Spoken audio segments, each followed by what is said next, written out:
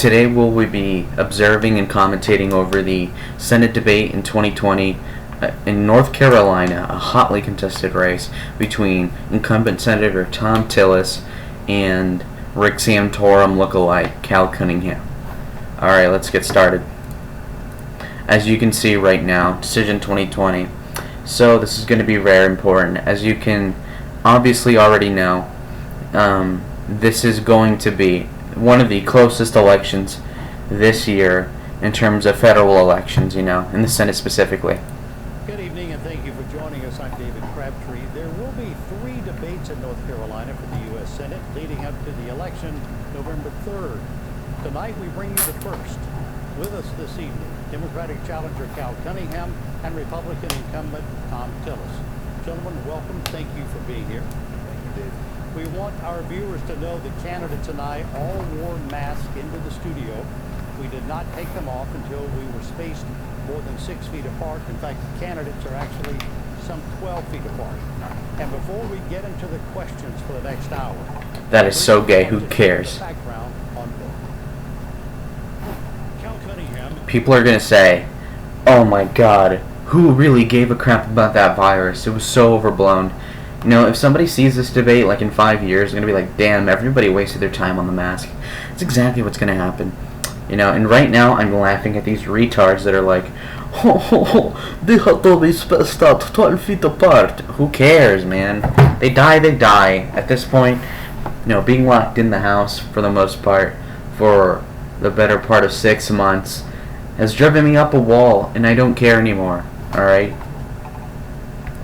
Is an attorney and a lieutenant colonel in the U.S. Army Reserve. He has served 3 active duty tours, including overseas in Iraq and Afghanistan, and was awarded the Bronze Star. Cunningham was born in Winston-Salem and grew up in Lexington. He served in the state senate from 2001 to 2004. That's not that bad, actually, for a record. His second term as United States Senator.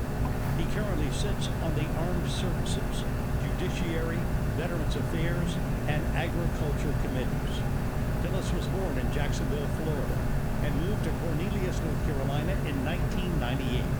Before he became senator, he served in the North Carolina House of Representatives, where he was elected Speaker in 2011. So pretty good record on Tillis' part, very qualified for a North Carolina Senate position. To allow for a discussion of issues. No tight time clocks set, yet we will work to ensure neither candidate dominates the time. It's a format both camps agreed to and we believe gives us a chance for context to answers and better insight to a candidate's position on particular issues. However, before we begin asking questions, there is one time constraint. Each candidate has 30 seconds for opening remarks, and we begin with Senator Tillis. Well, thank you, David, and thanks everybody for tuning in. On this stage tonight, you see 2 very different people with very different backgrounds. I grew up in a trailer park. I got my 4-year degree when I was 36 years old, and I worked my way up. You what? My opponent is a trial lawyer who has been running for office virtually ever since he got out of school. The last time he ran for the U.S. Senate, he lost. And now I believe he'll say anything to get elected. Ooh, good burn. I believe in results and not rhetoric, and I'm going to work hard to earn your vote tonight. Good so far. David, thank you. My Aunt Sis was an elementary school teacher, and at a young age, she taught me that a good listener is a good learner. And throughout life, whether that's in church, in scouting in Lexington, building a small business in Raleigh, serving with the Army, Fort Bragg, and overseas, I've come to believe that listening is the foundation of leadership. So in this campaign, I've been listening to North Carolinians. That's the kind of senator that I would be, and it's what I look forward to talking about. Too soft on rhetoric, number 1, and his ties too thin. We'll talk about a lot of things. All right. Pandemic. We'll talk about the military. We'll talk about the economy, taxes. We'll look at the mood of the country, among other things. I want to begin with drilling down on some questions about the pandemic and where we are, because that has dominated our lives for the past 6 months. Over the past several months, several polls we have looked at from CNN, from Fox, other organizations have shown a majority of Americans, somewhere around 55, 56, 57%, have disapproved of President Trump's handling of the pandemic as far as the government's response. I'd like to know how you feel the president has done. We had a coin toss before we began. First answer goes to you. Thank you, David. This is an unprecedented pandemic. We haven't seen anything like this for nearly a century. I think the president took a good first step by imposing the travel ban from Wuhan. My opponent criticized that travel ban, as did Nancy Pelosi and Chuck Schumer. But this is a fluid situation. What did I do to work on the pandemic? I worked very closely with my members in the Senate to get personal protective equipment out the door. I fielded a phone call from the governor who had 200,000 pieces of personal protective equipment stuck in Ohio and Cleveland. I worked with Chapel Hill to get one of the first rapid tests approved that now is used all over the state and all over the region. I also went back to D.C. and worked on the CARES Act. This was critically important. The Paycheck Protection Program, the unemployment benefit, the personal protective equipment, funding for schools, funding for hospitals, funding for vaccine research was critically important. And just last week, we took another vote on the floor. I voted for it. I listened to those businesses that desperately need Paycheck Protection Program. I listened to the parents who want schools to reopen safely. And I voted last week up to and including funding for the post office so that we can make sure that the post office makes up the $9 billion loss that it had as a result of the pandemic. My opponent spoke against it, said he would vote against it. If you're really listening, people in North Carolina, you need to know that people are hurting. Unemployment, paycheck protection, funding for schools, getting the post office the resources it needs is exactly what I've focused on since this COVID-19 first hit our shores. Do you approve of the job the president's done? David, I think that we are seeing and experiencing an unprecedented failure of leadership in this country. And we have tens of thousands of Americans who have lost their lives, often without being able to be with their loved ones in their final hours. We've had millions of people out of the workforce, tons of jobs lost, but it's also the lost moments. It's missing high school graduations. It's grandparents who can't be there for birthdays, weddings, funerals. But the true test of leadership is how you respond in the midst of a crisis. After 9/11, we were pregnant with Caroline, my daughter, but I enlisted and went overseas to serve in Iraq and Afghanistan. Today we have lost more North Carolinians, 3,000, than all of the Americans lost in 9/11. Think about what the response. That's such a stupid comparison. Or a hurricane. People that are dying from the disease are like 90 years old, 80 years old, 70 years old. The finest health No comparison. made sure they had every resource that they need, but that's not what we've seen. Instead, notwithstanding the fact that he was briefed in January, by his own admission, Senator Tillis did nothing for over a month. It took him almost 6 months to come up with priorities. Instead, I was listening to North Carolinians, talking about the priorities that I hear: contact tracing, personal protective equipment, health care for all North Carolinians, making sure that our schools had what they need. That's not been reflected in the policies pursued in Washington. Let's go back to this. Let's go back to the briefing. At the end of January the 24th, I sat in a room before they actually went and provided the same information to the public. And Dr. Fauci said we should be paying attention to it, but at that point they didn't really know what the threat was. A month later, I met with Dr. Fauci, the COVID task force again. They said we still think that it's manageable, but we need to raise concern.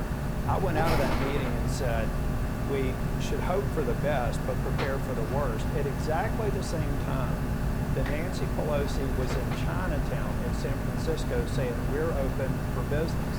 My opponent, at a time when we're trying to stem the tide from Wuhan province, and make no mistake about it, China is responsible for this crisis.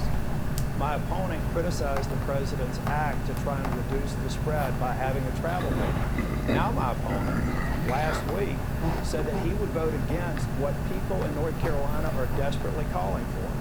And my opponent's running mate, or the president, Biden, just last week said he wants to he would shut down the economy if the scientists told him to. But those scientists right now are saying open schools safely.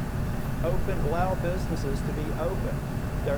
Put more resources into vaccine research. That was the vote on the floor. And incidentally, make sure that you have unemployment that goes through the end of the year. In a crisis, you don't go for perfect. You go for good steps in the right direction. And if Cal were listening to the people in North Carolina, he would know to a person they would want him to vote yes on what I voted yes for last week. And you know, we stand Okay, here now pretty good. with the benefit of hindsight. We're looking back. Great now, response. I like that. Differently than we saw in January, February, March. It continues to be extremely fluid. Yet from that January, The playing it down from the Democrats in the early part of the spring really has been biting them in the behind. So this is great rhetoric by the right wing. Look, I trust the American people, and I trust North Carolinians. Provide us the information. It's actually an essential quality of leadership that we share what we know. And the fact of the matter is there were senators who came out of the same briefing that Senator Tillis was in and other briefings in the same time period, and they called for action, both Democrats and Republicans. It's not what we heard from Senator Tillis. And about the travel ban, notwithstanding what he just characterized, I agree with the travel ban. Where I found fault was we allowed another 40,000 people into this nation after the travel ban without checking their temperatures, doing the things. Well, 40,000 citizens, right? That's very misleading. Also, oh, now you're strong on the border, aren't you? Wow. We lost very valuable time when China refused to share information with us. But did we even know we needed to do those things back in January well, and we've got to go February? back to something else, and this is something I think is a challenge that I've seen Governor Cooper, I saw Governor Cory, I saw Governor Perdue in my time as Speaker of the House and up front in the Senate. We want to make sure that on the one hand we're doing everything we can to reduce the spread of this virus, but not create a crisis, additional crisis. One thing that we're not talking about right now are the victims of COVID who never got infected. The suicide crisis hotlines for the Veterans Affairs. I just had a committee meeting last week. They are dealing with an almost tenfold increase in suicide calls. That we're dealing with parents who are afraid to let their children go out. We have schools shut down. The scientists say we may be able to open. Excuse me, but great rhetoric. Veteran suicide up 10 times. Jesus. Ouch. Oh. I had people calling on me to criticize Governor Cooper. The lockdowns is not a winning issue as time goes on for the Democrats. January was different from the briefing that we got in February. And after the briefing in February is when Nancy Pelosi and de Blasio up in New York were saying we're open for business. Now we know you can always do more. You know, David, you've covered hurricanes several times in your career here. You can always think about things you should have done differently, some places that should have been evacuated, other ones that didn't need to. But we're in the midst of a crisis still. And that bill that I voted on last week had additional resources for vaccine research. He said he would vote against it. That bill would actually provide certainty to people who desperately need unemployment that's about to run out in a couple of weeks. We have to actually manage a crisis, and I believe that Cal will look back as the no vote that he would have cast last week as a mistake. Well, let's talk about moving forward. With this benefit of hindsight, now that we know what we know that we didn't know a few months ago, if you were in the United States Senate tonight, or come January, what would you as one of 100 push for this country to do in dealing with not only the pandemic as it would be at that time as best we know, or to prepare for something like this, God forbid, in the future? Sure. Well, look, first and foremost, it's about how we prepare to respond to crises. And I draw a lot of experience from my time in military service about how you focus on a core objective. You bring together experts from the earliest of time, marshal resources, and deploy them. But you also have to communicate very clearly to the American people and at all levels of government about what we expect and need for everybody to participate. Among the most important things that we see not happening in Washington, one of the issues that I have with the vote that Senator Tillis was just talking about is we're in the middle of a public health crisis, and yet we now have more people without access to quality and affordable health care than we did before the start of this crisis. We're more vulnerable to this crisis because of the policies we've been pursuing as a nation before. We need to close those coverage gaps. We need to expand Medicaid, for instance. We need to make sure that all North Carolinians have quality and affordable health care. I've also been calling for the need to make sure people can preserve their homes, pay the rent checks. I too have been calling for substantial unemployment assistance, more than Senator Tillis, I think, has been proposing, in order to put money in the hands of families who need it the most at this time. It requires a whole of government response. Deployment of things like the Defense Production Act, which could have been used from early days, all the way through now, to make sure we have a strong national response. Instead, we have seen a colossal failure of leadership in Washington. At the end of the day, Cal said in different words that he voted against the Paycheck Protection Program. He would have voted against the Paycheck Protection Program. A program, incidentally, his company applied for. He criticized it. While 120,000 businesses in North Carolina were applying for it, he criticized it. Then he said he wasn't on the payroll anymore. He got caught, had a report that he was on the payroll. You know, the Paycheck Protection Program is critically important today. 122,000 businesses took it. It saved hundreds of thousands of jobs. Education funding, $105 billion, actually more than the House proposed, so that we can safely open schools. I'll be very specific about the unemployment. Cal, we've got a clicking clock that's ticking, that in a few weeks, they're going to lose the unemployment benefits. I haven't heard anything that you're against in terms of provisions, and yet you vote against all of it. Vaccine research, Project Warp Speed. We're on the brink of having a vaccine for the fastest time in American history. I get that there are other things that we disagree with, but that you would take a vote in this crisis time really raises doubts in my mind about your ability to focus on the crisis at hand. That bill is an important bill that businesses, schools, parents, healthcare workers, the Postal Service all want. And it's a shame that you vote against it for other priorities that we can fight on another day.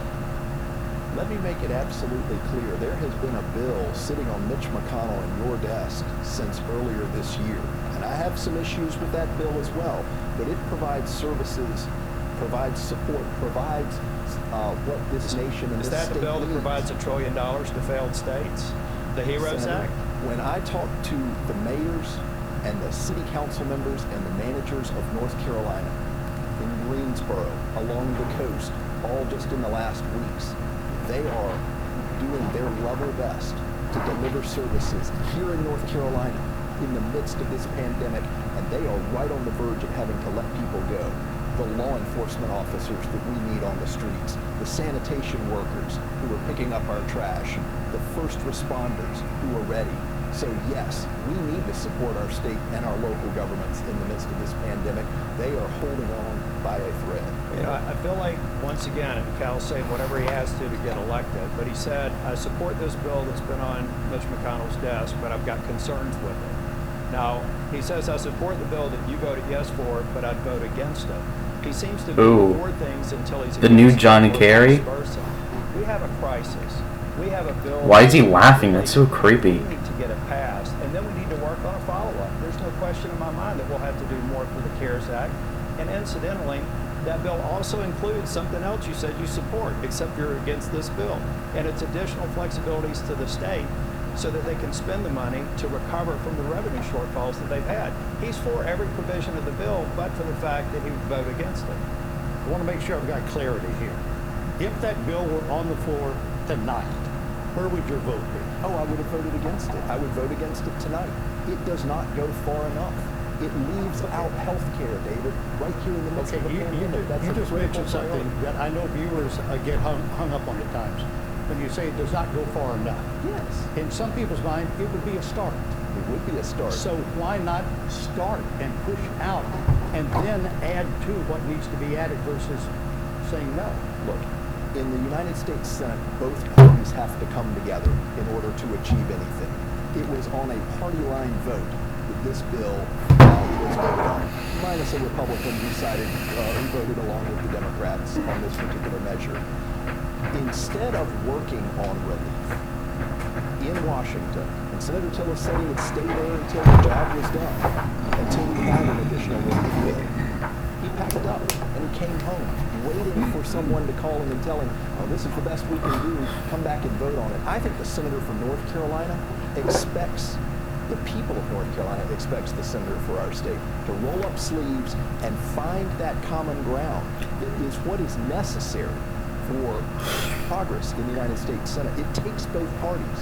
This was a party line endeavor, and it did not meet core objectives that I hear from the people of North Cal Carolina. said we need to meet together, and then he started by saying, I really think there's a lot of good things in a $3 trillion package that provides $1 trillion to states that were failing before COVID ever occurred. Cal wants North Carolina taxpayers to subsidize New York. And Very good rhetoric. Incidentally, states that Nancy Pelosi and Chuck Schumer come from. Good. States that failed to make the tough decisions to get their economies on track. So Cal, again, he says he wants the two sides to come together, and then he takes a position that he knows was an overreach. The New York Times even said it was largely a messaging document. Nancy Pelosi packed up and went home too. Every single day when we were on recess during the week, I was on a call with Mark Meadows, Mnuchin, and the Republicans trying to get our members on board. We left a lot of priorities that Republicans would want on the table, and I was leading the effort so that we focused on something that we know businesses, teachers, unemployed people, people waiting for a vaccine want today. All right, let's focus on this, talking about a vaccine. You mentioned a moment ago that this has been unprecedented in the speed that companies are looking to develop a vaccine that could receive FDA approval. That could mean that condensing timelines from years to months could, operative word could, compromises and risks. So I'd like to ask you both, if there were a vaccine by November 3rd, by election day, or the end of the year, would you take the vaccine, and would you encourage your family members to take the vaccine? Number one, the FDA is the gold standard for drug approval here. They're not going to approve a drug. As a matter of fact, the AstraZeneca clinical trial, they have 30,000 people in this clinical trial, human testing. And God bless the people that would volunteer in human testing. They had one case of a person that had a condition, and they halted the trial until they could be absolutely certain it wasn't a complication from the vaccine. The FDA is not going to allow a vaccine to go to market, if for no other reason than you'd have trial lawyers like Cal possibly suing them for doing it. Okay, based, smart, precise attack. The vaccine would be safe. I would gladly do it, but you know who I want to have a vaccine? Definitely safe. My daughter, who's a nurse. She just had my second grandchild. People in congregate care. If 30,000 people tested it and only one of them got sick from the vaccine, it's definitely worth it then. With Alzheimer's, he's not allowed to see her. It's definitely safe enough. Like I got the flu vaccine last week, and I encourage everybody. If the odds of you getting further sick from the vaccine than the virus itself is 0.0003%, then it's fine. Anyone over the age of 65, people with underlying health conditions, frontline workers, law enforcement, the people who should get it first. And I think we place a priority on that, and as soon as I know that they've been protected, then I'll be standing in line. From the safety standpoint, you would take it. Mr. Cunningham. Look, I've got questions, and I think we have seen entirely too many times, and especially in recent years, politics intervening in what should be driven by health and science. Whether it's CDC, Center for Disease Control, suggestions and recommendations on how we deal with this pandemic, we've seen politics intervene there. Historically and traditionally, I would support and have confidence in the Food and Drug Administration and the processes that they go through in order to approve a drug. But we have seen an extraordinary corruption in Washington. We have seen political and financial corruption that has intervened in and diluted and distorted decision-making in Washington. Says the guy who's backed by Pelosi. For North Carolina, I would have a lot of questions of the FDA. Even questioning the vaccine is such a dumb ploy by the Democrats. They're shooting themselves in the foot. The senator from North Carolina would be asking questions not only about this vaccine. This is like the birther movement. It just didn't help optically. They're desperate. That are leading to distorted decision-making in Washington. So, do I read you to say you would be hesitant to receive the vaccine if it were approved by the end of the year? Yes, I would be hesitant, but I'm going to ask a lot of questions. I think that's incumbent on all of us. Gay. In this environment, with the way we've seen politics? Tillis is satisfied with that answer. He knows he's been giving Cunningham rope to hang himself. $400,000 from Big Pharma, and then even blocking his own party's efforts to reduce the cost of prescription drugs. Politics, corruption, financial and political in Washington are a major problem. That's a good hit on Tillis. By the way, that's one of the reasons I'm in this campaign. We need reform in Washington. David, We need to clean up Washington. we just heard a candidate for the U.S. Senate look into the camera and tell 10 million North Carolinians he would be hesitant to take a vaccine. I think that that's irresponsible. That gentleman that I spoke with who wants to see his wife who has Alzheimer's would take the vaccine in a heartbeat and would want to make sure that his wife got it as well. We are not going to release a vaccine that doesn't have the effectiveness and safety that the gold standard of the FDA requires. But my opponent talked a while back about managing in a crisis. And what he said tonight to 10 million people in North Carolina is he would be hesitant to take the vaccine. In order for us to beat COVID, we have to be vaccinated. We need 60 or 70% of the population to develop an immune response. Some will come from people who get the vaccine and recover, or who get the virus and recover. Others from the vaccine. In the middle of a crisis, you don't undermine an effective process in the FDA. You don't shorten the line of people who desperately need the vaccine. That statement puts lives at risk, and it makes it more difficult to manage the crisis that he pretends to say he's up to the task to manage. Look, I think it's incumbent on every American, and it is one of the finest traditions of America that we ask questions of our leaders and of our government, and especially when we have seen the corruption and the influence, political and financial, in the decision-making in Washington. We should be asking tough questions. We should not take things on face value. As I said, historically, traditionally, I would have confidence in the FDA going through those phase trials. Making sure there's integrity in that process would be incumbent on, frankly, all of us, because you're right. We do need the vaccine. This is how we beat this virus. It's going to require a vaccine. I'll just leave it at, or Dave, I'll leave it at this. Cal Cunningham went on record as saying we need to trust Dr. Fauci. I trust Dr. Fauci. I trust the FDA. I think it's irresponsible for anybody running for any level of office to sit here and undermine that process. Cal's a trial lawyer. He's not a doctor. He's not a scientist. He's not an epidemiologist. What he's saying is what he thinks will get him elected, because that's what Harris said. Undermining the process. We are in a crisis. This is not the time to cast doubt. Gaping shot. Yes, awesome. In the world when it comes to drug. He wasn't smiling this time when he was hit. Cunningham knows he's hit now. He's shot. We may not get back to our normal lives until the end of 2021. There are people watching tonight who are in dire straits. They're having trouble paying their rent, paying their mortgages, their car payments, they're worried about their children. My gosh, they hear this and they're thinking, how can I make it? What do you say directly to those people who are struggling tonight that you could do as one of 100 in the United States Senate that could give them some relief? Well, they need to know that the government of the United States and their United States Senator is on their side. I just had a conversation with a gentleman down on the coast. His name is Scott. He's been furloughed from his job. He does instant replays for sports. He that was for NASCAR. That was for the NFL. But he got furloughed when sports got set aside.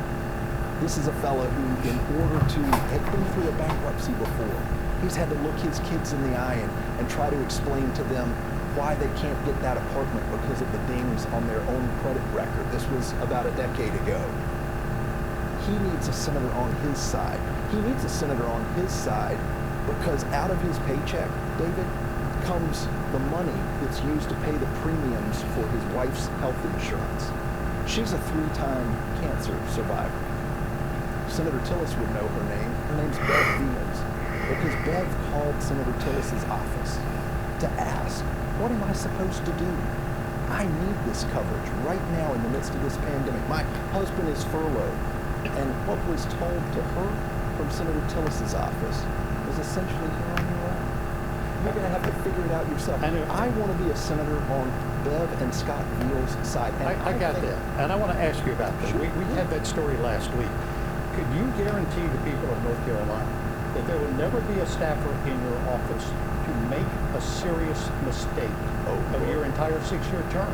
And it's not just about what that staffer did. No, but I mean seriously. No, and I have been responsible for people. I have been an employer. He keeps talking about my background as an attorney. I have been an employer for the last 7 years, making sure that we make payroll, making sure that our employees are safe in the workplace, making sure that they have health insurance and coverage. Of course employees make mistakes. Of course they do. But the underlying question here, David, is what's the answer? There's that family, like hundreds of thousands of families in North Carolina that are furloughed and out of work, or the 1.3 million North Carolinians that don't have quality, affordable care today because they don't have coverage at all. They need a senator in the fight on their side. Of course an employee can make a mistake. Do you think Senator Tillis is not on the side of people who are struggling?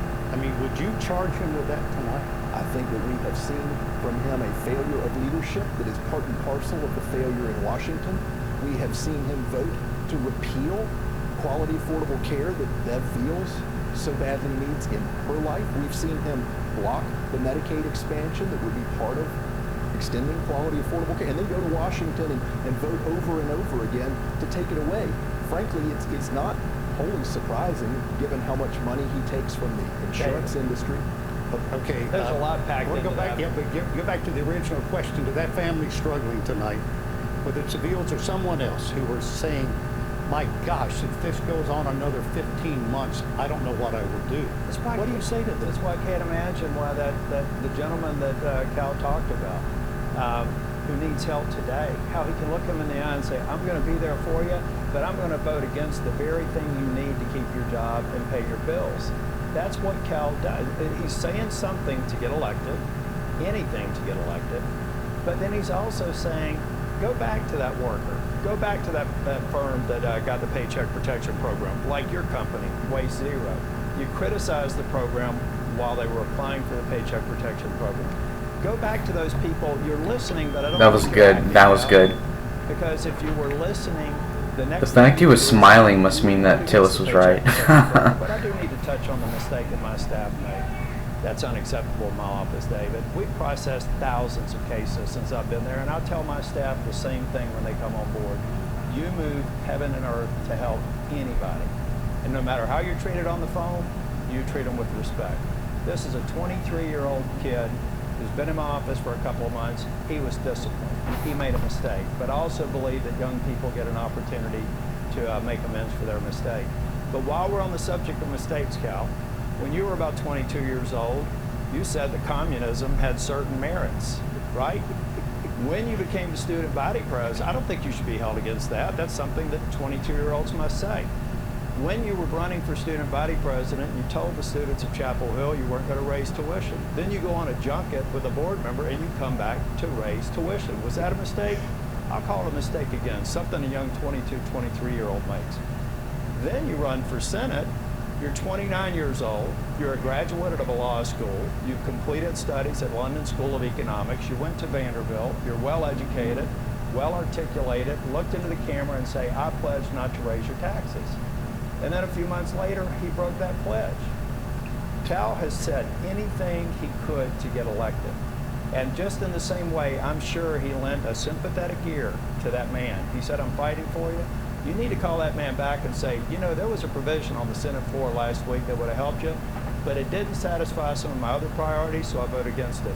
Don't just say anything to get elected, Cal. Get to the Senate, and you're not going to get to the Senate. Seriously, and cast I mean, a vote. look, from Senator Tillis, say anything to get elected. I mean, let me borrow a moment from Scripture here. He'd be able to see the speck of dust in my eye better if he got the plank out of his own. Seriously.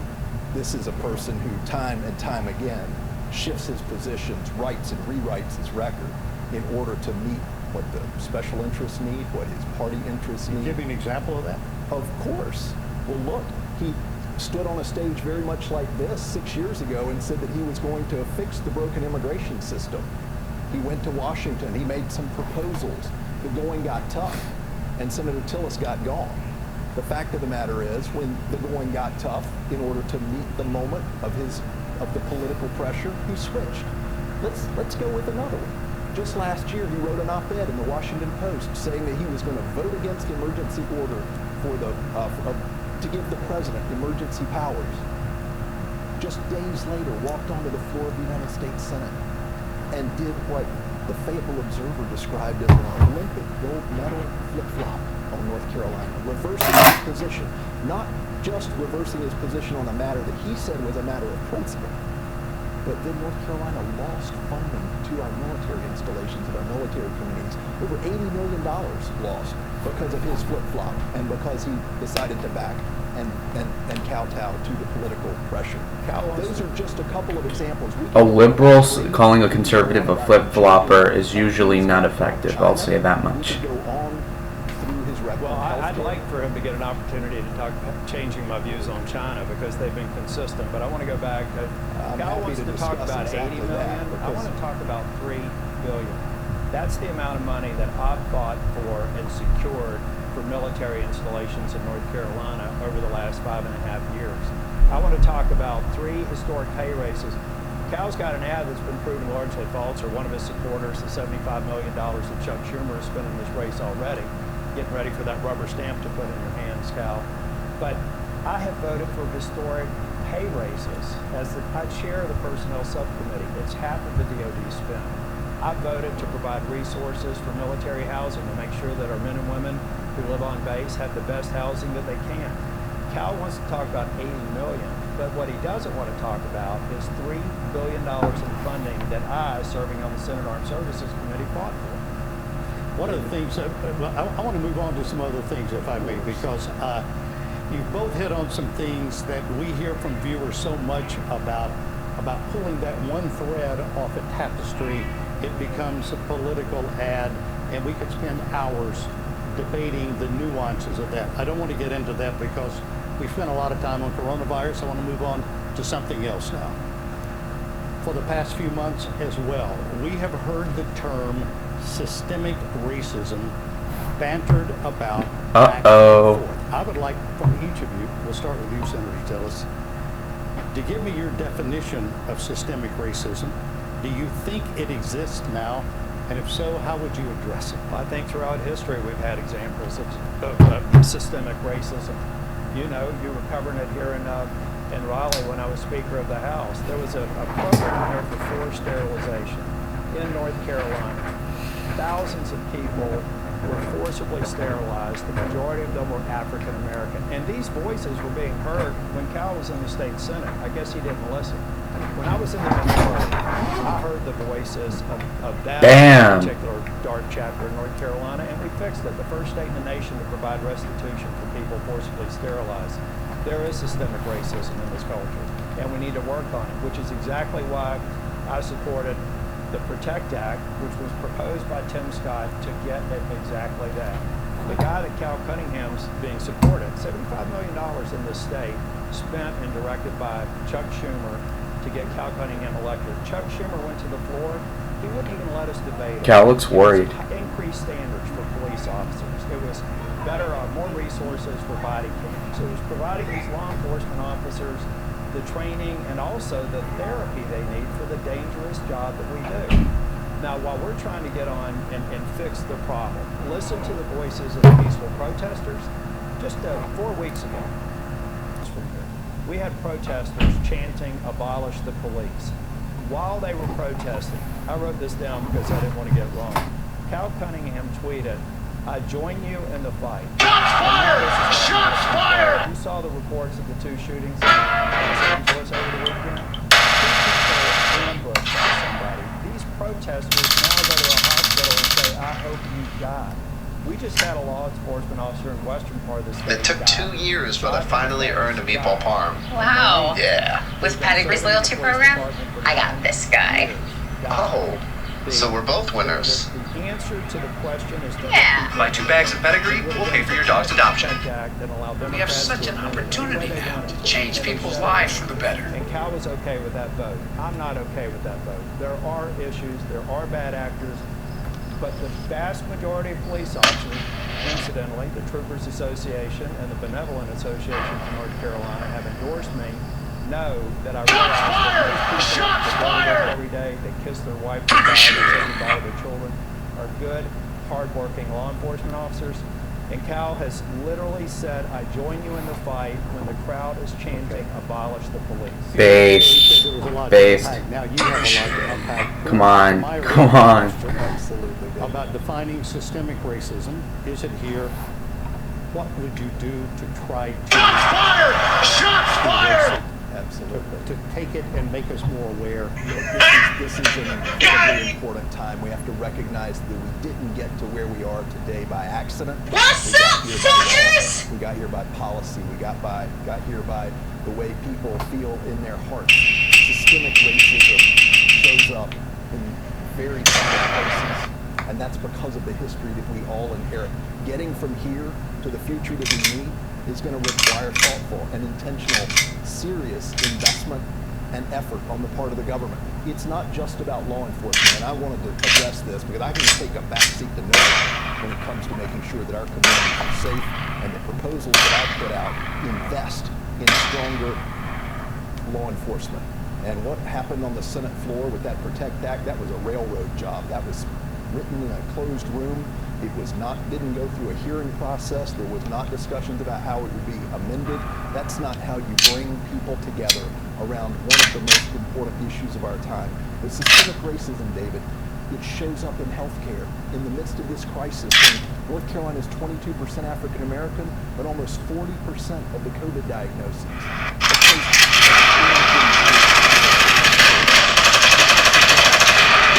Essential workers in this country. It shows up in housing discrimination, and the legacy that's left us in the wealth gaps between white and black North Carolinians. It shows up in our investments in education. It shows up across our economy, across our society. We have to be thoughtful about it. We have to listen to each other. We call out those who do wrong, who are committing acts of violence in the streets. But we need to hear the voices of people who are angry and hurt and are calling out for reform. And those are the voices that I've gone out to hear. The suburbs are tired of this mealy-mouthed, apologist for rioting type of rhetoric here. And sure, he is denouncing it, but it doesn't really sound like that to the average person in the suburbs, which is key in this election. It's why I laid out a very thoughtful plan, frankly drawing from my own experience as a prosecutor, as an Army prosecutor and a federal prosecutor, and as vice chair of the Governor Roy Cooper's crime commission.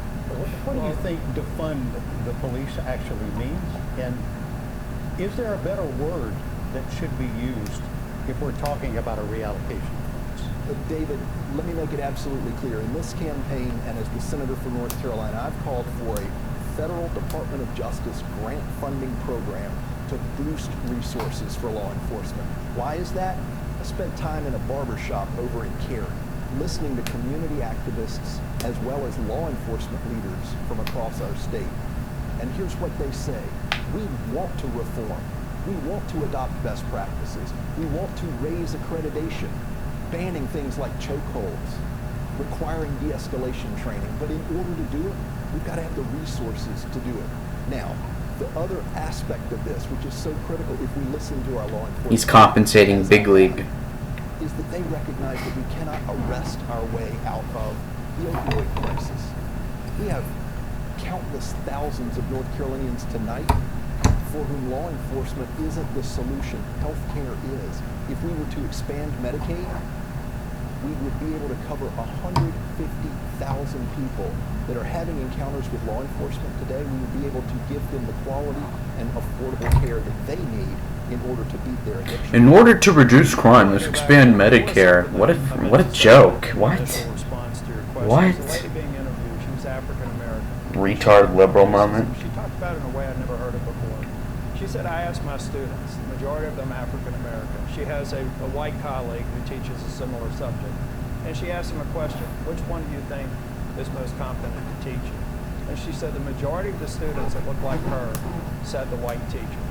There's a big problem with a racial bias or a bias that we have to work on. But there's a real big problem with what was embedded in some of Cal's comments about the PROTECT Act. You know, Tim Scott is an African-American man. Oh my God, racial no. bias up front. Tim Scott, the senator from South I already know this won't work. crafted that bill, and because we were in a crisis, got it to the floor. Chuck Schumer, and I can tell that Cal is spending a lot of time listening to Chuck Schumer. I would guess so if you had $75 million coming into your campaign. That's such a creepy smile. Stop it. Job. I'm not going to get into the mechanics of the chamber, but Chuck Schumer had total ball control. What he was afraid of is that we were going to have a vote on the floor that was as reasonable as the vote that we had last week to backfill the Paycheck Protection Program and to get schools back open. That was not a railroad job. That was Chuck Schumer's way of saying, we're going to let this crisis continue. Cal comes back and says, I join you in the fight when they're chanting, abolish the police. Cal Cunningham also, there's a reason why the state troopers and the Police Benevolent Association has endorsed me. They've heard Cal. They don't like what he has to say or what he stands for. Cal even wants to go so far as to take away what's called qualified immunity. I don't know if you saw the reports of the police officer who had to shoot someone who was about to stab him. It's irrefutable. It's on a body cam. Cal Cunningham supports something that's called eliminating qualified immunity. What that tells every police officer is that even if you're cleared of all charges, Oh, he's desperate. He's interrupting. all charges, then you could be sued, you could lose your home, your retirement, and everything you've worked for. So you say that's not true? No, that is, look, it's election season. It is silly I season. mean, either it's true or it's not. It is not. So now, Cal, we watched America watch the media of a law enforcement agent on the throat of George Floyd. and thankfully he's gone to prison. From Fayetteville, North Carolina. From Fayetteville, North Carolina. But that is not an approved law enforcement technique. And right now, the law... Pretty sure it is in Minneapolis.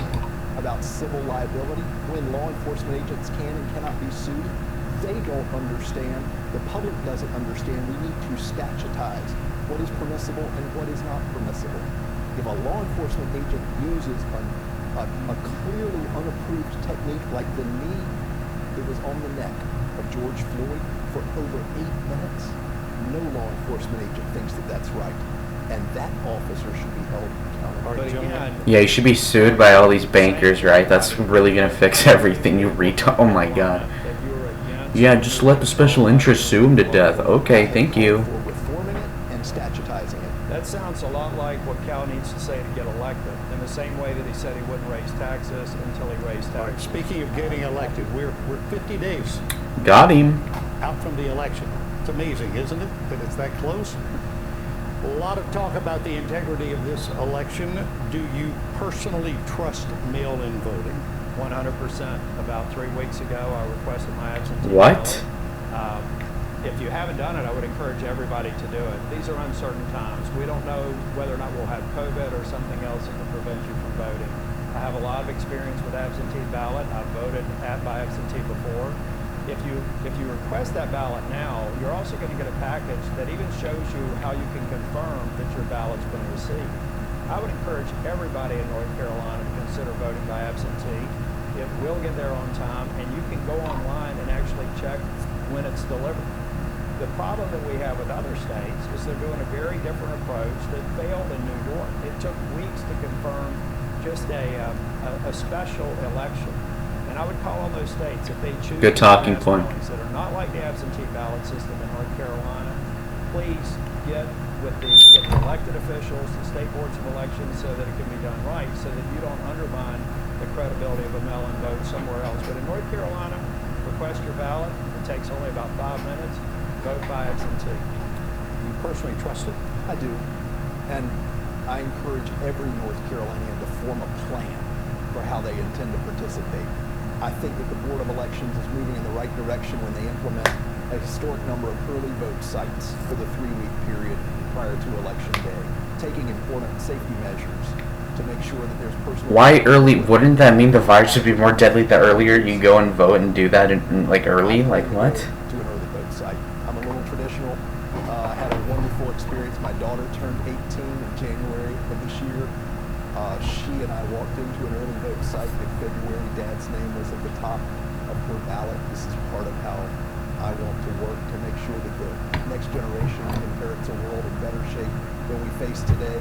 But for those who want to, those should absolutely vote by mail, should mail in their ballots.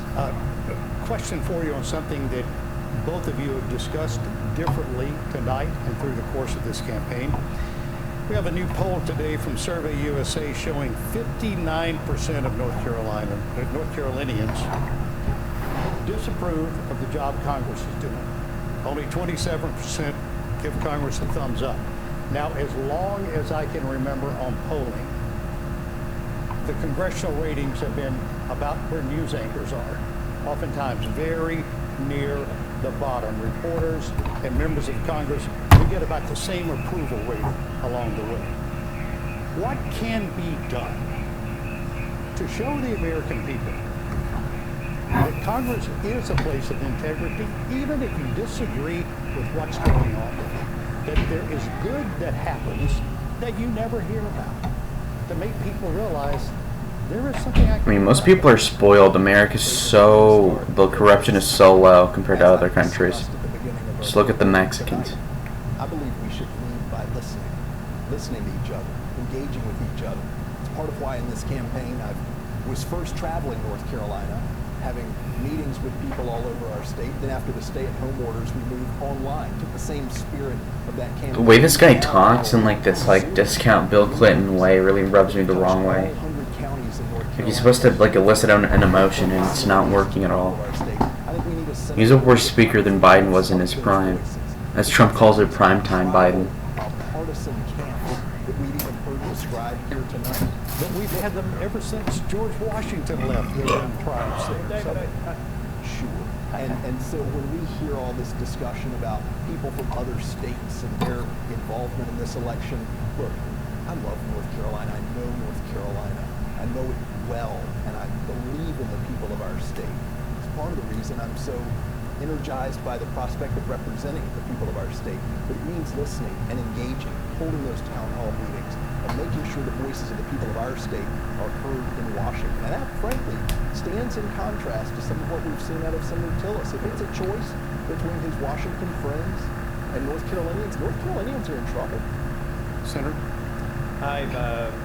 I went into my office about 2 or 3 weeks when COVID really started spiking up, and I told my staff I want to start a series of telephone town halls, and I don't want to end until the crisis ends. I've done 62 telephone town halls. That's 62 hours of me talking for 2 or 3 minutes and then listening for another 55. We just did one the week before last with the Secretary of the VA. What good does that really do, telephone rallies? Not only listen, it's kind of boring. But we actually create casework.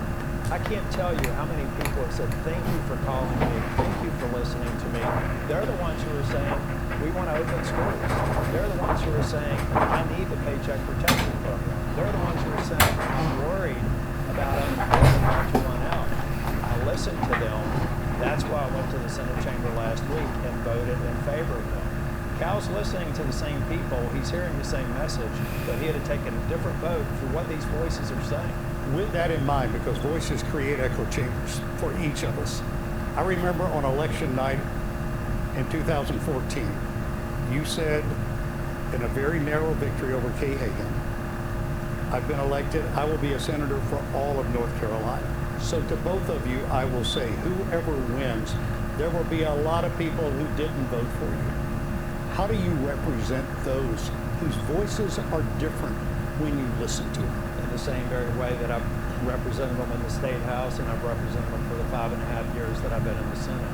I tell my staff, constituents are the most important. Work for constituents is the most important thing that we can do. Listen to them, move heaven and earth to help them. So I have to stop you there. To those who vote for Senator Tillis, should you win, what do you say to them as you listen? Well, look, it almost comes from my own upbringing in Lexington, where I learned the value of serving our neighbors, and we didn't check voter registrations when we did so.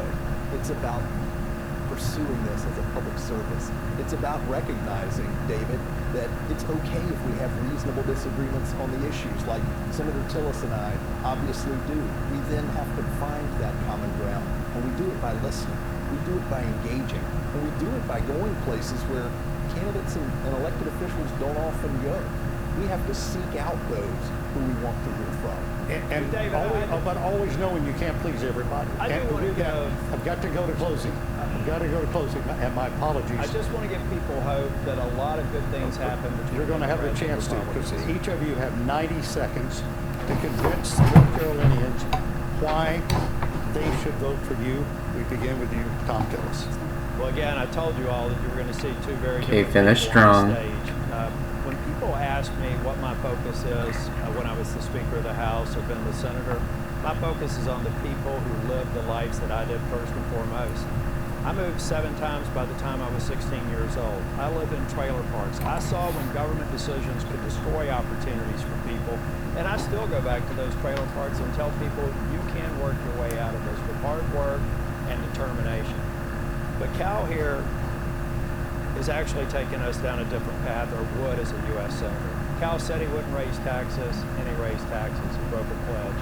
Cal criticized the Paycheck Protection Program, and he benefited from it. Cal criticizes tax breaks for the wealthy, but when Cal was making hundreds of thousands of dollars a year, he got a $40,000 tax incentive to update his butler's pantry. I didn't know what a butler's pantry was, because didn't have them in the trailers I grew up in. Oh. Really? He may have qualified for it, but used that. Cal will say anything to get elected, but the reality is it's only to get elected. He's broken his pledges in the past. He says that he listens to people, but then he says he'd vote against the very things he's listening about. I will focus on results. I will focus on the people who are struggling the most, and I will work hard for you every single day to make sure we take care of North Carolina. Great. Cal Cunningham. David, first of all, thank you, and thanks to all of your viewers who... He has to respond quick. Come on. There is a very clear... That was a good speech against him right now. And it's between a person who went to Washington and whose Washington friends in Senator Tillis have left North Carolinians behind time and time again on issue after issue. He saved till the end his little litany of the silliness that he's been lobbying at. Silliness, it's true. Friends in this campaign. Calling it that doesn't help him defend himself. It is silliness in the midst of this election. It's stuff that's been debunked. It's stuff that's exaggerated. It's stuff that Senator Tillis himself has spoken in favor of. But let me just say this. There is a problem in Washington. There is a financial and a political corruption, and it's distorting how this country is run. It is breaking the relationship between the voters in the voting booth and the elected officials that we send to Washington. Part of why $400,000 in corporate PAC money from Big Pharma, thwarting his own party's efforts to reduce the cost of prescription drugs, taking $500,000 from the oil and gas industry, and then arguing for drilling off North Carolina's coast. $3 million in corporate PAC money. Of course, he votes for giant corporate tax breaks that leaves North Carolinians behind. This is red meat to the base, but this isn't winning independence right now. I want to represent all North Carolinians. I'll make sure that the voices of the people of our state are heard loud and clear in Washington. I know this state. Love this state. This state's made me who I am, and I would be honored if I didn't win your vote tonight. I'm going to keep working at it. Gentlemen, thank you. Thanks for your time and the discussion and the debate. Remember, we are 50 days away from the election. It is Tuesday, November 3rd. Voting by mail, as we talked about, called absentee voting, already underway. You can vote in person from early October 15th through the 31st. We thank you for joining us. However you vote, exercise that precious right and vote. I'm David Crabtree. Thank you for joining us. Much more of this will be discussed over the coming days. Again, we thank you, gentlemen. Thanks to you. All right, will they shake hands? No, they won't. Ha ha ha. All right.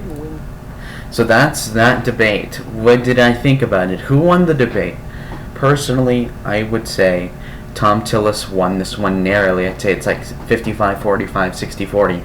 I say this because Thom needs to defend. Cal Cunningham had to be on the attack. Kyle Cunningham only got really one hit on him, while Tillis got like 4. And none of them were super decisive, but I do think Tillis managed to defend himself. The flip-flopper narrative was woven pretty well into the argumentation. Therefore, I do think that the independents will break for Tillis ever so slightly. Anyways, guys, That's the debate. I personally rate Tillis a 6 out of 10 in this debate and Cal a 4.85-ish on the debate stage today. Who do you think is going to win the election? Right now, I think Tillis will win by a razor-thin tilt margin. Comment down below exactly what your thoughts are about this video. Goodbye.